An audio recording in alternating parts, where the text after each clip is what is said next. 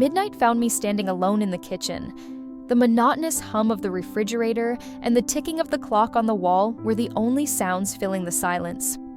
As I stirred my coffee, I gazed out the window at the darkening sky. It had been a long time since I had shared my home with anyone. I never thought my nephew's arrival would change everything. Jake had come a week ago, citing some issues at home. It was temporary, or so he had said, but his words were vague and he avoided details.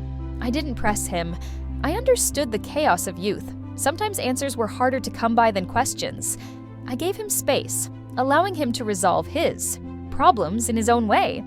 That night, I was startled by the soft sound of footsteps in the hallway.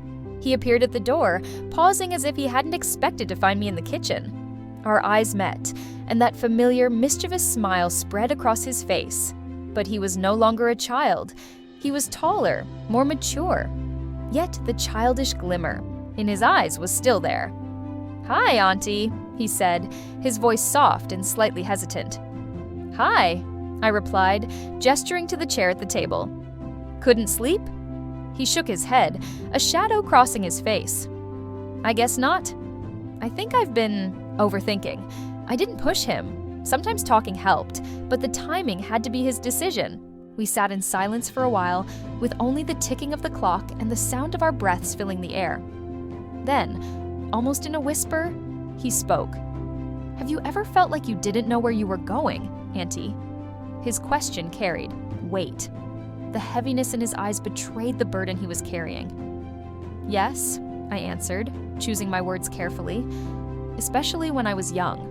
Sometimes just getting through the day feels more important than understanding everything." He nodded, but his eyes were still distant. He wanted to talk, I could tell, but the words seemed stuck in his throat. Then, suddenly, he stood up. "Thanks for talking, Auntie. I think I'll go to bed now." "Okay," I said, listening to his footsteps fade down the hallway. That night, as I finished my coffee, I felt a sense of unease. I knew there was more to his story, but I had to be patient. When the time was right, he would open up to me. Shadows and light. But as the days passed, the silence between us grew shorter and our conversations longer. Sometimes we stood in the kitchen, other times in the living room, not touching but still connected. In every glance, in every silence, there was something unspoken. One evening, as I was reading in the living room, he came to me. The uncertain look on his face told me something was stirring inside him. "See," he began, his voice trembling. "Have you ever regretted things? Things you didn't say or do?" I set the book aside and looked into his eyes. "Of course, everyone has regrets, but I try not to dwell on the past.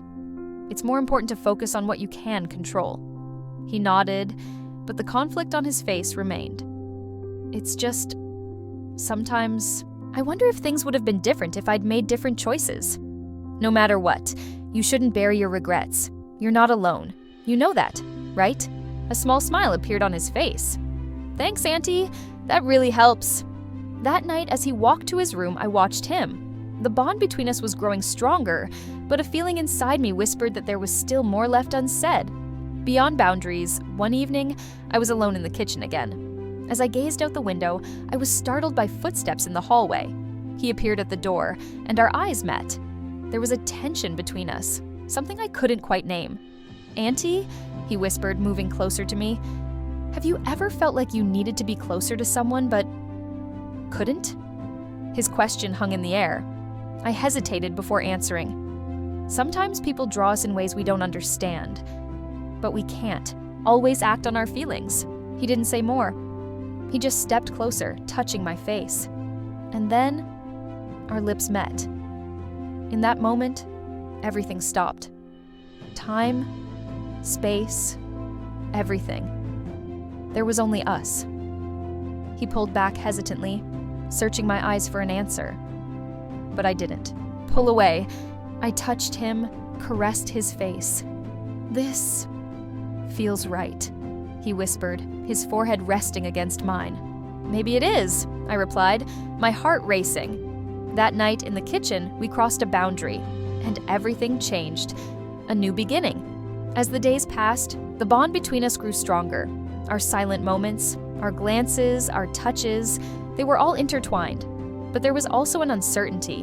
We lived in a world closed off to others, a world only we knew. One evening, as we sat hand in hand in the living room, he looked at me. "Auntie, do you ever wonder where this is going?" "Sometimes," I replied, squeezing his hand. "But sometimes, not knowing the answers is okay. Being in the moment is enough." He smiled, and there was relief in his eyes. I think so too. That night, as I sat in the kitchen, I felt the uncertainty of the future. But being with him gave me strength. No matter what, we could face it together. And that's when I realized, sometimes love exists beyond words. Sometimes it's found in silence.